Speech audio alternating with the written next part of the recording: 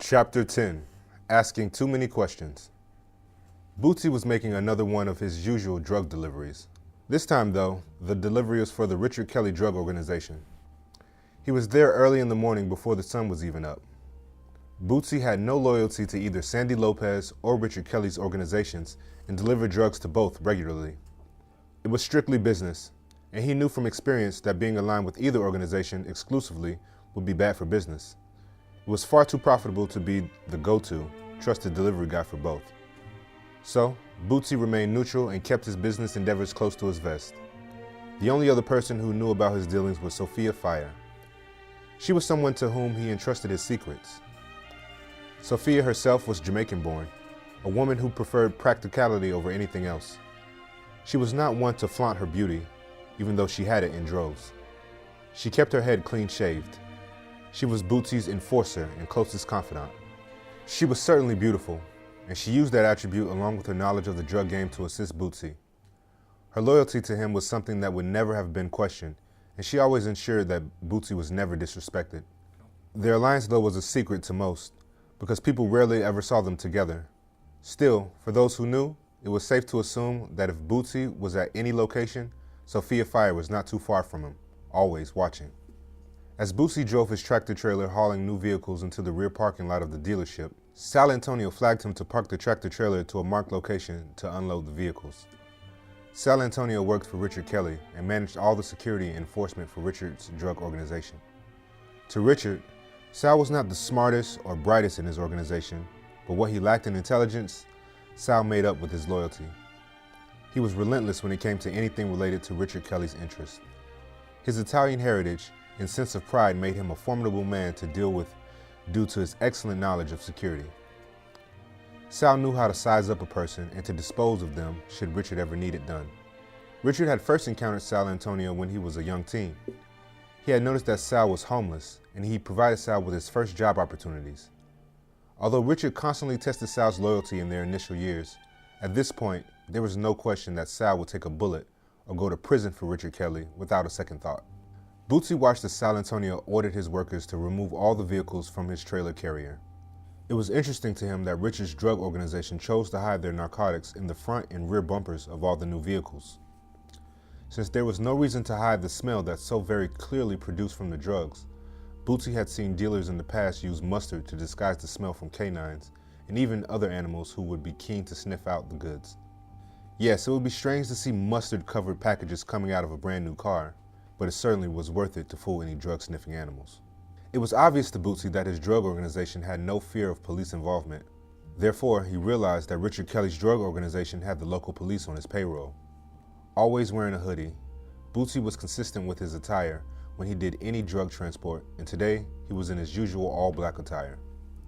Bootsy stepped out of his truck and walked towards Sal Antonio. The men greeted each other and walked in to inspect all the new vehicles to ensure that all vehicles were in good condition. If everything was good, Bootsy would receive his payment from Sal. Bootsy started his usual cheerful conversation. "What's going on, my Italian stallion friend? It's another beautiful morning, don't you agree? How was your weekend, brother Sal?" Bootsy asked. Sal had a serious look about him, too serious to match Bootsy's own happy-go-lucky vibes. "It was okay, big man. Sal answered in a flat tone. Just stand near the truck until we have finished checking each vehicle, then you'll get paid." Sal answered. "Hurry it up, man. I want all these vehicles checked and put back together for sale in 45 minutes tops. Does everybody understand?" Sal asked. Bootsy saluted Sal, as if impressed with his assertiveness. "Damn, I do not want to work for you, but I understand," Bootsy said, laughing. "Now, recently you are calling me big man, brother Sal. If you have not noticed, I have lost over 75 pounds since our last visit. From now on, you can call me middle-aged, slim, and sexy. Wait until our next visit. I'm going to have 6-pack abdominal muscles and everything. These foreign bitches better look out for me. I'm going to be an international pimp with my Google Translator mobile app ready. No bitch is going to be safe from my sexy ass." Sal smiled to himself this time. "If you do not get your ass next to your truck now, there will be no other visit here for you. Now, no more joking, Mr. Middle-aged, slim and sexy. We should be done here soon. If everything is copacetic, you will get paid soon. Capiche? Wow, after all these drop-offs I've done for you folks, now you want to threaten me like that? Okay, Brother Sal, you're running the show. I will just listen to my music on my headphones until you folks are finished, Bootsy replied in his usual demeanor. Unbeknownst to Sal, Bootsy was again in constant communication with Sophia Fire. Bootsy, with his hoodie pulled over his head, watched Sal's men reassemble the new vehicle's bumpers back and drive each to their designated parking spaces. He began to talk to Sophia in his earpiece. Sophia, how's everything looking from your location? These motherfuckers are taking all day to finish this delivery, Bootsy spoke, whispering slightly. Sophia's voice came in the earpiece. Everything is cool, man. I got me eyes on San Antonio. That blood clot makes me angry. Why he call you big man when it is clear by just seeing you that you have a slim figure now? You've achieved massive weight loss. Right, and thank you for noticing my weight journey gains, Bootsy replied. That motherfucker is not noticing a brother's positive gains. Hell, I'm working hard to get sexy for these young bitches. However, just continue to watch my back until I'm long gone. This will be our only delivery for today. I will meet you at the spot later today. I gotta try using my new translation mobile app on this woman I met online from Honduras. You know she doesn't speak a lick of English, and all my Spanish words come from the Taco Bell menu.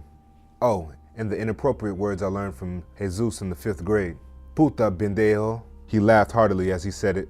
So this mobile app is going to help me get this fat Honduran ass tonight. Sophia laughed heartily too. Boy, you're really using a translation app to pick up women? It took a while until Bootsy started laughing with her. I thought you were fucking joking when you told Sandy Lopez that shit. Wow. Let me know how it turns out for you. Now, let me focus on the motherfucking skunks. Both were chuckling before Bootsy suddenly heard Sophia's very urgent voice in the earpiece. Hold up. 2 vehicles are entering the main parking lot of the car dealership. It looks like Richard Kelly in one car and a black woman in the other car. Okay, Bootsy replied. These guys here are finishing now. San Antonio is walking towards me with the payment. I will talk to you later.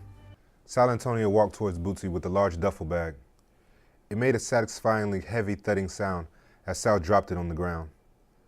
Bootsy opened the bag quickly and checked the money inside. Everything was there. Bootsy wasted no time giving Sal a handshake and getting back to his tractor trailer. He had a smile on his face while driving out of the parking lot of the car dealership. Sal, however, was very visibly upset. He had wanted to get this delivery done well before Richard Kelly even arrived at his car dealership. A lack of efficiency would not be a good look for him. As a close confidant of Richard Kelly, Sal knew that Richard Kelly would notice if it took too long to deliver and unload the drugs. It meant that more could go wrong. Sal understood Richard Kelly would not be happy with the time it took to remove the drugs and park the new vehicles. It was understood by both men that Richard Kelly could never be seen at any drug deal. Plausible deniability, you see, Richard Kelly had told Sal many years ago. If I'm not there and the authorities make a drug bust, they would just chalk it up to a few bad apples taking advantage of their position at my car dealership, explained Richard. Richard Kelly was the head of the drug organization. Without him, no one would make any money. It was Richard's name and contacts that moved the product, not the product itself. It was a question of reliability and long-term relationships when it came to Richard Kelly. This man liked to keep his friends and enemies close, so that when the time came, he would pit them against each other, the old divide and conquer strategy. Sal knew this as he walked into the dealership showroom and prepared for Richard Kelly's harsh comments. Both Richard Kelly and Alcia Adams arrived within seconds of each other. Alcia always arrived early at work as she had to put financial reports together for Richard and place them on his desk as soon as he arrived. The sheer amount of creative accounting needing to be done at the car dealership, she had her work cut out for her. Seeing her boss at work sometimes made Alcia grimace. However, that expression was tame compared to the sigh she made when she noticed the delivery of new vehicles to the car dealership. She was not pleased to see these new vehicles being delivered this morning. Alcia knew that the car dealership was not selling many vehicles, and now Richard Kelly ordered even more expensive ones at that. This did not make sense to her, as she was determined to inform Richard Kelly of her concerns. Even businesses run as a cover need to maintain that cover, regardless of who Richard Kelly had in his pocket. Good morning, Richard. Alcia Adams spoke to her boss as they both went inside the showroom. I see we got another delivery of new vehicles. How are we going to justify purchasing these vehicles? If I may ask, as your finance officer, I already have the car manufacturer asking for payment. All these vehicles are on consignment from them. We had 6 months to make our payments, and those payments were due 2 months ago. I would need your help to make this make sense, said Alcea. Richard Kelly had stopped when she had greeted him and listened to her politely with a smirk on his face as usual. Good morning to you too, Alcea, he said, straightening his belt. You can make the past due payments to the manufacturer today in full. Also, we will need to schedule another marketing campaign to sell these new vehicles. It's going to be spectacularly huge, said Richard Kelly as he looked around the dealership. He was blissfully ignoring his accountant's upset face. I want this car dealership swarming with customers this weekend. Alcea, please remember you are here to assist me and not to make things difficult. Just make the damn payment to the car manufacturer and leave everything else to me, instructed Richard. I understand, replied Alcea, visibly upset. However, you are not the one who must deal with the IRS audits. It is getting too difficult and nigh impossible to prove where all this cash is coming from, even when I do not know most of the time, said Alcea. She wanted to say much more, but decided against it when she saw Sal Antonio coming towards them. Let me get started making the payments. Good morning, Sal, Alcea spoke as she greeted the head of security. In her haste, she did not bother to return Sal's extended hand as she blew past him. Sal came forward to interrupt their conversation, and not a moment too soon. Richard Kelly had grown tired of Alcea's constant meddling. Richard directed his confidant to his office as they began to converse. As both men entered the office, Richard began to discuss Alcea's future in their organization. Sal, why were the vehicles delivered so late this morning? Bootsy is never late. So what is your excuse? Richard asked, with a voice that was clearly meant to be accusatory. Sal Antonio was nervous. He was entrusted with so much of the business, and Sal did not want to have to let his boss down. Richard, I was not aware that you order so many cars. It would usually take about half an hour, tops, to unload the vehicles, Sal explained. As he continued talking, Richard sighed, as if indicating that he had heard this sort of excuse before. But this morning, it took us 15 extra minutes. These new vehicle bumpers are made of plastic, and putting them back on without noticeable damage is difficult. I did not want to waste even more money by having to order replacement parts. Fuck those bumpers, Sal, the man boomed. If the bumpers are damaged, we would just sell the vehicles as is. See, the problem is solved. In the future, you will move the cars a lot faster or schedule the drop off earlier. It's that simple, Sal. Sal had his head down, looking at the floor. It will not happen again, sir. However, Bootsy picks the delivery times. Do you want me to take this responsibility away from him? How can I make this issue go away? Asked Sal. Richard Kelly was not happy with Sal's solutions. Hell no, Richard yelled. Let Bootsy continue to schedule the deliveries. He's the only one that is dependable in this whole damn organization. Richard sat down as he said it, breathing, trying to calm down. However, to make me happy again, please do me a small favor and get rid of Alcea tonight. She's asking too many questions, and I feel if the federal government puts pressure on Alcea, she will cooperate with them to save her own too honest ass. But do it quickly and quietly. It needs to look like an accident. Sal Antonio took a moment and nodded. This was his chance to win back Richard's trust. I am on it. You should be looking to replace her in the job immediately, Sal replied. Richard Kelly laughed. Oh, do not worry about that. Alcea may be smart with numbers, but here is something she could never have calculated. And it was right under her nose.